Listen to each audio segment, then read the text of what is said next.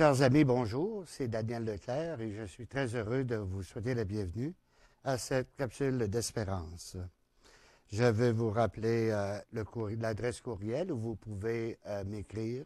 Je serai très heureux de recevoir de vos commentaires, mais aussi d'avoir de vos questions, parce qu'on change de créneau. On va s'orienter plus dans la culture québécoise qu'une culture marquée par le catholicisme, par la foi chrétienne. Vous avez des questions, gênez-vous pas. Vous ne serez pas divulgué, mais je vais être heureux de répondre à vos questions. La semaine dernière, nous avons vu approcher le discours. J'ai fait une erreur la semaine dernière. Je parlais du FRA, Federal Rifle Association, mais on s'est corrigé. C'est le NRA, c'est le National Rifle Association, qui avait fait un discours pour justifier, on sait c'est un gros lobby, un lobbyiste américain pour vendre des armes, puis qui avait condamné la société pour la haine qu'ils avaient. Et on se rappelle qu'on a parlé des vidéoclips, des jeux vidéo, on a parlé des médias, qui mettent beaucoup plus d'emphase sur les drames humains que sur les petits bonheurs. Ce qui a engendré la peur collective, presque une psychose américaine, qui fait que les armes à feu se sont triplées, tellement la vente des armes à feu s'est triplée. Et ça provoque nécessairement une colère. L'amour, la haine, ça vient de la société qui a remplacé notre mère. La mère est la source, c'est elle qui nous a donné nos premières émotions. Alors qu'on avait 3 mois en dedans d'elle pendant 6 mois de temps. Elle nous a éduqués et transposé dans la société le dynamisme de la mère. La psychologie, c'est non seulement notre comportement, mais notre façon de pouvoir raisonner nos peurs pour trouver le courage. La spiritualité, on met ça avec la colère, c'est seulement que la spiritualité qui est capable de canaliser la colère, l'apaiser, là le sens d'être capable de fournir la paix, parce que la colère, c'est une réaction à une injustice, et la peur, c'est une réaction à la menace.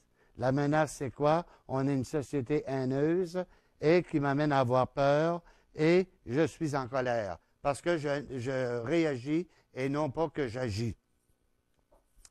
On va regarder ça à l'envers. La paix, on a vu, et là, c'est là la spécificité de l'Église catholique ou la religion chrétienne, c'est avec l'Évangile, Jésus qui nous situe dans le temps. Moi, je ne veux pas imiter un Jésus de la Palestine 2000 ans passés. Je veux juste être Daniel au Saguenay-Lac-Saint-Jean en 2013. Alors, mon contexte, mon espace, mon histoire, où je suis. Comment je peux nommer? Il faut que je nomme les injustices que je vois alentour, et c'est une réaction normale que j'ai. Là, à ce moment-là, j'ai besoin d'apaiser pour arriver à confronter et à nommer mes peurs. Ce qui est intéressant, et nous avons vu, c'est que par rapport à la peur, je vais retourner ici, par rapport à la peur, il faut, puis ici c'est le courage, il ne s'agit pas de transposer, il faut convertir. C'est quoi la conversion? Je l'écris comme ça. Ici, dans l'encadrement, ici, on est quoi? On est 4 personnes, et il y en a d'autres. Imaginons que nous soyons tous les 4 sur le même coin de rue, puis on est témoin d'un accident de voiture. La police arrive, elle n'a pas vu l'accident. Elle va questionner chacun d'entre nous pour avoir quoi? Notre version à nous. Comment on voit? Il y en a un qui c'est la voiture, l'autre c'est les individus, l'autre c'est les règlements qui ont été manqués. Bon, chacun sa version. Et à partir des 4 versions et les faits, ben, la police arrive à pouvoir décrire l'événement comme ça s'est produit. Et si la peur, on sait que c'est une réaction à une menace, à un danger. Convertir le con, on sait que c'est le avec. Alors, une version. Moi, je vois les choses, mais si je regarde un peu ma spiritualité, ben, il y a une autre version peut-être qui me fait moins peur pour que je puisse changer. Première peur que j'ai vécue, c'est la peur de la mort. Et ça, c'est une des grosses peurs que nous avons aujourd'hui. Le Dalai Lama, dont j'ai fait référence la semaine passée, disait, un jour, lui avait demandé, qu'est-ce qui t'impressionne le plus? Et le Dalai Lama a répondu, dit l'être humain. D'abord, il dépense sa santé pour accumuler de l'argent, pour ensuite dépenser son argent pour essayer de retrouver un semblant de santé. Deuxièmement, il vit comme s'il n'allait jamais mourir et il meurt comme s'il n'avait jamais vécu. Puis quand on regarde la dimension de la mort, il y a différentes choses. Et moi, j'avais 10 ans quand j'ai déjà dit, mon grand-père, le soir de Noël, est décédé à l'âge de 78 ans. Et quand je suis arrivé au salon funéraire, je vois cette chose-là dans le cercueil. Et ça ressemblait à mon grand-père, mais je le touche, puis il n'était pas aussi chaleureux. Il avait vraiment un tempérament glacial. Et je me souviens avoir dit à ma mère, « Il est où, papa? » Et ma mère a dit, « Mais il est avec le petit Jésus. » Et j'ai toujours eu la réplique facile. Bien, j'ai dit, « Je suis content qu'il n'est pas tout seul, mais ça ne me dit pas où il est. » Mais après ça, regardant après, je me suis dit, moi, j'ai 10 ans, puis lui a 78 ans. J'ai encore 68 ans. Parce que pour moi, premier contact avec la mort, c'était à 78 ans qu'on mourrait. Sauf que 2 mois après, février 67, 2 amis que je connaissais, de mon âge, s'en vont à l'aréna, se font faucher par une voiture, les 2 sont morts. Et là, ça a été l'effet de choc. Wow, c'est pas juste à 78 ans qu'on meurt. On peut aussi mourir à 10 ans. Et là, j'ai commencé à avoir peur de la mort. J'avais peur de mourir. Et on en fait des insomnies. Puis je me souviens un matin, quand je réalisais que je pouvais moi aussi mourir à mon âge, un matin, je pleurais beaucoup, puis ma mère qui arrive, puis elle me dit, « Garde, Daniel, elle dit, alors reviens-en, là. » Elle dit, mais elle ne pouvait pas me questionner. Elle ne pouvait pas me questionner pour que je puisse nommer la peur que j'avais en moi. Et c'est là que, plus tard, même, je me souviens, ma sœur avait une poupée, elle était probablement longue de même, mais quand tu es haut de même, là, la poupée devient l'épaule. Et puis, j'avais même pris une boîte, j'avais fait un semblant de cercueil pour coucher, pour voir à quoi je pouvais ressembler. Ça, c'est la peur. La peur où je vois une menace, un danger, puis j'essaie de me donner à apprivoiser ma peur. Mais ce n'est pas d'apprivoiser ma peur, c'est de la nommer pour être capable de la convertir, c'est-à-dire prendre une autre version de la peur pour que je puisse trouver le courage. Et c'est plus tard, quand j'arrive un jour, c'était vers l'âge de, je dirais, 12-13 ans, ma mère, j'ai déjà parlé de mon ami Pitt, qui est un vieillard de 89 ans, et une personne de 89 ans, je connais des gens qui sont plus vieux que ça, puis ils paraissent plus jeunes que ça. Il ne faudra pas que je leur dise que c'est des vieillards. Alors, disons que c'est des gens qui sont jeunes depuis longtemps. Et puis, il arrive, puis un jour, j'avais hâte de le rouler dans sa chaise roulante, il faisait beau. Et j'arrive dans sa chambre, puis il me dit, il était couché. Je lui dis, Pete, ça n'a pas de bon sens, il fait trop beau.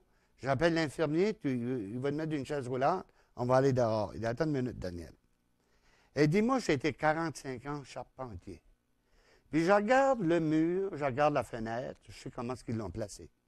Je regarde comment ils ont fait de la division du mur, où ils ont mis les madriers, comment ils ont mis les feuilles de chyproc, comment ils ont tiré les joints peinturés.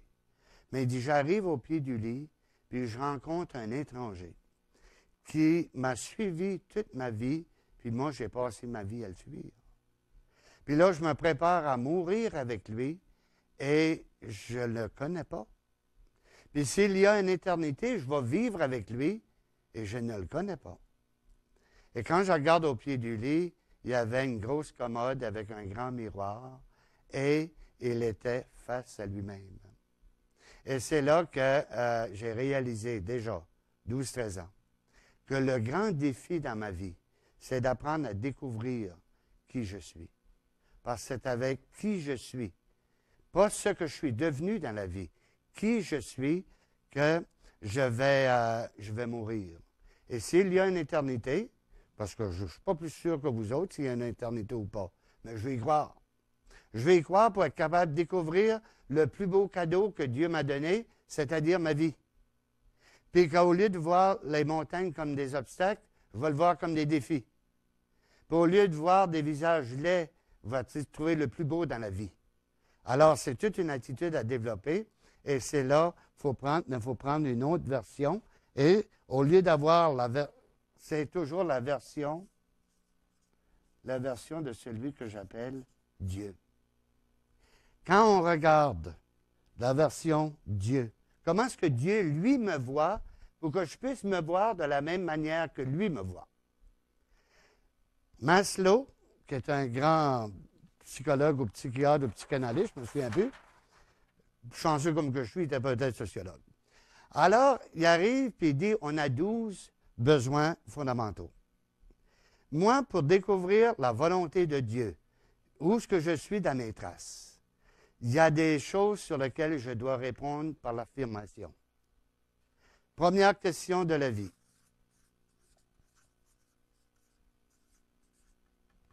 Un, Dieu me veut heureux. Dieu me veut, 2, et veut que j'arrive à réussir ma vie. Pas juste réussir dans la vie, pour être populaire, pour avoir un bon compte de banque, pour avoir une bonne job, mais que quand j'arriverai au terme de ma vie, je sois content. J'ai en mémoire, quand j'étais au Nouveau-Brunswick, curé d'une paroisse, un type de 50, à ce temps-là, je le trouvais vieux, 54 ans, mais aujourd'hui, je suis plus vieux que ça, je trouve qu'il était jeune. Et qui arrive devant, il fait un cancer. Et à un moment donné, je vais le voir, puis si ça fait, suit un traitement, il n'a pour quelques mois à vivre. S'il n'y a pas de traitement, dans quelques semaines. Bien, il dit, j'ai besoin, il dit, je suis très content, j'ai réussi ma vie, je suis content de ma vie, à 54 ans. Mais, il dit, j'ai encore besoin d'apprivoiser. Parce que là, c'est quelque chose, on peut parler de la mort, mais parler de ma mort, c'est quelque chose d'autre. Puis juste pour vous dire comment on a tous peur de la mort, j'ai suivi un cours sur intervention auprès du mourant. Et le professeur, M. Zanetti, il arrive et dit, je vais vous préparer à vivre la mort dont je suis sûr que vous allez être là, la vôtre. La semaine d'après, il y a 5 étudiants qui ne sont pas venus. Comme si qu'on doit apprivoiser de l'extérieur pour être correct. Il y a des choses qu'il faut qu'ils soient faites par l'intérieur. Moi, je veux vivre pleinement pour être capable de mourir pleinement. Mais pas demain matin, pareil. J'ai encore des choses à vivre. Si le bon Dieu veut venir, j'ai toujours dit aux gens, je vais mourir à 95 ans, assassiné par un mari jaloux. Puis si le bon Dieu vient avant, il viendra par surprise. Je ne me suis jamais pris au sérieux, vous me voyez venir. Alors, qu'est-ce qui arrive? Moi, je pense à ce type-là. Et moi, j'allais le voir, puis j'étais le seul qui m'acceptait dans sa chambre. Et une journée, il était assis sur le bord du lit, puis il regardait dehors. Puis moi, je m'assois. Je n'ai rien à dire, tu sais. J'ai jamais vécu la mort. Puis soit que c'est beau et désastreux, mais en tout cas, on n'en revient pas pour en parler. Et je m'assois, puis à un moment donné, il me dit, Daniel, est-ce que c'est dur? J'ai dit, dur quoi? Il dit, c'était dur mourir. Puis là, une intuition m'est venue, il dit, garde, quand le dernier souffle va venir, ça va dépendre de toi. Et une semaine plus tard, je vais le voir, il était au soin palliatif. Il était là à l'agonie. J'arrive au côté, puis je dis, écoute, mon ami, je l'ai appelé par son nom. Puis vous savez, quand quelqu'un est à l'agonie, il pense qu'il n'est pas là, il est très conscient. J'ai dit, tu as demandé si c'était dur mourir, là, mais tu es aux portes et ça ne dépend que de toi. Le Dieu de ma foi ne vient pas te chercher contre ta volonté. Et il est mort quelques heures plus tard. Une autre situation, quand je suis arrivé à Néguac comme curé, je faisais une visite avec le curé qui partait. Il arrive à cette dame ici, puis il dit, une maison, puis il dit, elle, c'est l'ancienne présidente du conseil de pastoral, et elle a fait du cancer, question de semaine. Ça, c'était au mois de septembre, elle est décédée au mois de mars, les semaines de l'autre. Et je me souviens quand on m'a appelé pour faire l'onction des malades, et puis elle m'arrivait, et je suis allé le soir après, elle était dans le coma, Puis son mari dit, et son enfant dit, il y a quelque chose qui la retient. Il y a quelque chose qui la retient. Fait que moi, j'ai dit au mari, j'ai dit, regarde, tu n'es pas obligé de faire ça. Là. Ben, j'ai dit, j'aurais de quoi te proposer. Quand tu te sentiras prêt, va donc juste au côté du lit, là. Remercie-les pour les belles années qu'elle t'a fait vivre. Puis, permets-lui de partir. Alors, moi, puis j'ai dit, quand le moment viendra, appelle-moi. Je reçois un téléphone à minuit et demi. Elle venait de décéder à la maison. Alors, j'arrive, je fais les prières, les dernières recommandations à Dieu. Et là, bon, José, on attendait que l'infirmière vienne constater le décès. Puis il dit, tu sais, Daniel, c'est son mari qui me parle, il dit, tu sais, Daniel, j'ai vécu de quoi de bizarre. Quand tu m'as dit là, que je devais la laisser partir, là, il dit, je t'ai pris pour un fou. Puis en même temps, je dis, elle s'accrochait. Puis il dit, c'est vers minuit moins 5, j'ai dit, tiens, je ne perds rien. Alors, je suis allé aux côtés de sa tête et je lui ai dit, merci pour ce que tu m'as donné. Tu m'as donné de beaux enfants, j'ai vécu une belle vie, on va être bien, pars en paix. Ça, c'était minuit moins 5, puis à minuit et quart, il m'appelait pour dire qu'elle venait de partir. L'amour est tellement fort, là, qu'à un moment, et Dieu veut, moi, ma version de Dieu, ma perception de Dieu, c'est Dieu est prêt à respecter ça. Il veut m'aider à convertir mes peurs pour être capable de trouver une source de courage. Alors, mais j'ai besoin d'être heureux, j'ai besoin de réussir ma vie. Et si je mets accomplir son baptême. Et entendons-nous ici. Là. Un baptême, ce n'est pas un certificat qu'on a dans les poches. C'est une manière, c'est une inscription. J'ai envie de mettre un parallèle avec le baptême, puis je vais le mettre d'une autre couleur. C'est accomplir son engagement. Engagement, c'est quoi? Dans mes relations humaines. Ceux qui sont différents de moi, ça ne veut pas dire qu'ils sont pires ou qu'ils sont meilleurs. Ils sont différents. Puis, la semaine prochaine, on va parler sur la création, cette dimension d'Adam et Ève et la création, comment Dieu l'a vu. Et on va voir, à un moment donné, on a une source de peur à ce niveau-là. Donc, il y a un engagement. L'engagement, c'est quoi? C'est d'établir des relations humaines. Puis des relations humaines, ce n'est pas de jouer avec mon téléphone intelligent, pour avoir chatté avec mes amis ou envoyer des tweets ou quoi que ce soit. D'ailleurs, on a un pape à Rome qui est pas mal intelligent, là. Il commence à tweeter, là. Il a marqué l'histoire de l'Église pour ça. Alors, c'est pas juste parce que c'est virtuel. Moi, je dis que le prochain désastre, là, où on va vraiment perdre la tête, c'est pas sur Terre que ça va se passer. C'est dans le ciel. Quand on va commencer à attaquer les satellites et qu'on ne pourra plus communiquer. Oui, tu vas avoir ton ordinateur et vous allez chercher sur YouTube cette émission ici, puis vous ne l'aurez pas. Parce que les communications sont coupées. Il va falloir qu'on rentre en soi puis qu'on développe les aptitudes. Au lieu d'envoyer un texto à un ami, je vais l'appeler, prépare le café, je vais aller prendre un café avec toi. Puis développer les relations humaines.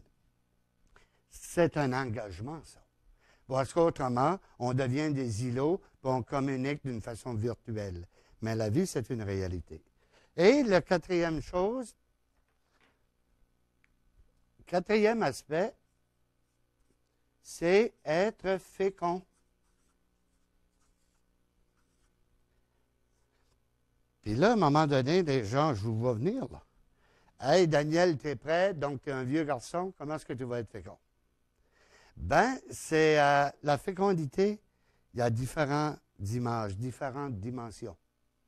Alors, on va regarder ça tout à l'heure, mais quand ma fécondité, il y a 5 dimensions, 5 manières d'être fécond. Ce qui est important avant, c'est que quand j'ai réussi à embarquer ça en moi, c'est la paix quand je ne me sens pas fécond, quand j'accomplis rien, quand je réussis rien, puis quand je suis malheureux, j'entretiens ma colère. Je parlais tout à l'heure, là, la colère, on va revenir en arrière un peu, même un peu beaucoup. C'est que j'arrive, là, comme je connais avec mon chose, j'arrive avec la colère, c'est quoi que je fais? moi, je me souviens quand je vous disais que j'avais peur de la mort, puis il fallait que je découvre la vie. Comment est-ce que je fais ça? Bien là, j'ai commencé à regarder qu'est-ce qu'est vivre, parce que je ne sais pas qu'est-ce qu'est la mort.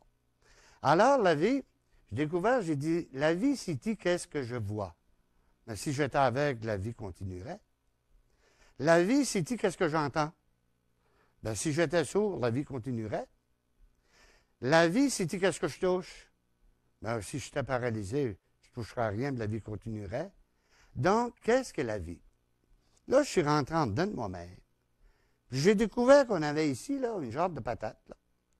Puis ça battait. C'est à cause que ça, le cœur fonctionne, que je peux vivre. Le problème, puis il circule le sang partout. Le problème, je ne peux pas l'arrêter, puis quand il va arrêter, je ne peux pas le partir. Ensuite, il ne fonctionne pas tout seul. Il y a aussi les poumons. Ah là, les poumons, par exemple, il y a une chose. Il y a un contact à l'extérieur. Le cœur, c'est le réseau interne. Mais là, il y a un contact et je ne peux pas m'arrêter de respirer et je ne peux pas, quand j'arrêterai de respirer, je ne peux pas démarrer tout seul. Alors, c'est là que j'ai commencé à faire l'expérience et vous pouvez faire ça pour la prochaine semaine. Prendre, inspirer et c'est la paix qui rentre. Expirer, inspirer, la paix rentre. Expirer, la colère sort. Inspirer, la paix rentre. Expirer, la colère sort. Continuez cet exercice-là pour arriver à apaiser la colère. Et ce faisant, je regarde la peur autrement. J'ai une autre version de la peur. Je trouve le courage d'aimer dans un monde où il y a beaucoup de violence. C'est l'émission pour aujourd'hui. La semaine prochaine, nous aborderons justement la question de l'amour. Parce que c'est beau l'amour, mais ce n'est pas un roman toujours à fleur de rose. Alors, on va regarder l'émotion amour. Qu'est-ce qu'il y a là-dedans? Comment est-ce qu'on peut en vivre?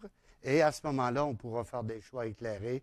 Puis on réussira non pas à aimer la haine, mais à aimer ceux qui ne savent pas aimer. C'est la mission qu'on se donne si on aime l'amour qui nous habite. Bonne semaine à chacun d'entre vous.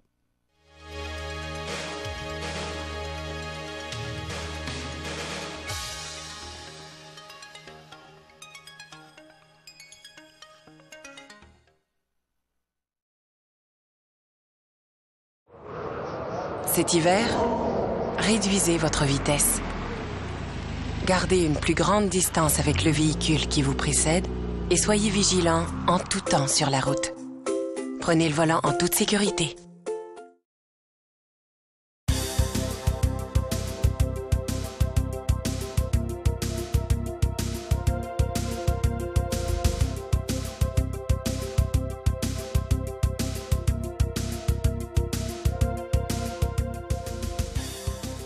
À chaque jour, vous déposez dans votre bac bleu des matières destinées à la récupération. Qu'arrive-t-il à ces matières? Où vont-elles? Saviez-vous que toutes les matières recueillies dans votre bac de récupération vont au centre de tri de la Régie des matières résiduelles du Lac-Saint-Jean? Collectées au porte-à-porte ou déposées dans des conteneurs, le verre, le plastique, le métal, le papier et le carton en provenance de partout au Lac-Saint-Jean se retrouvent ici, dans 16 installations situées à Roberval. C'est la Régie des matières résiduelles qui opère, par l'entremise du groupe Coder, le centre de tri de Roberval depuis 2008. En 2010, les installations ont été agrandies et modernisées afin d'accueillir davantage de matières. Chaque jour, plusieurs milliers de tonnes y sont traitées et triées. Maintenant, regardons de plus près la mécanique du triage. Près d'une vingtaine de trieurs affairés démêlent les matières et s'assurent de la qualité de ce que vous récupérez. La première étape du tri consiste à enlever les matières indésirables.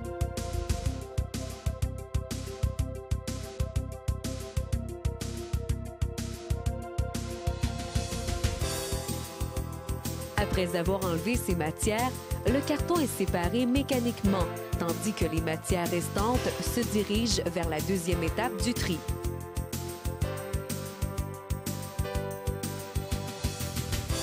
À cette étape, chaque matière est regroupée par type. Le plastique est trié manuellement par catégorie. Les boîtes de conserve sont attirées par une courroie magnétique.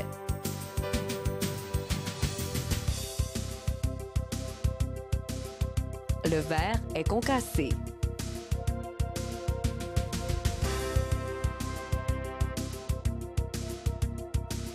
Tout ce qui sort de la chaîne de tri tombe à l'intérieur d'une case. Une fois pleine, elle est vidée et les matières sont alors poussées dans un convoyeur qui les dirige vers la presse où elles sont mises en ballots.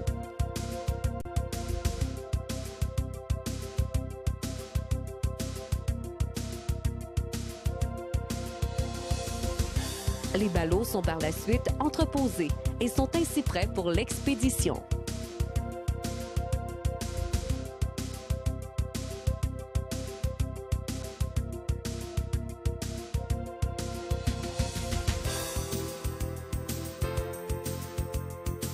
Malheureusement, encore beaucoup de matières indésirables se retrouvent au centre de tri.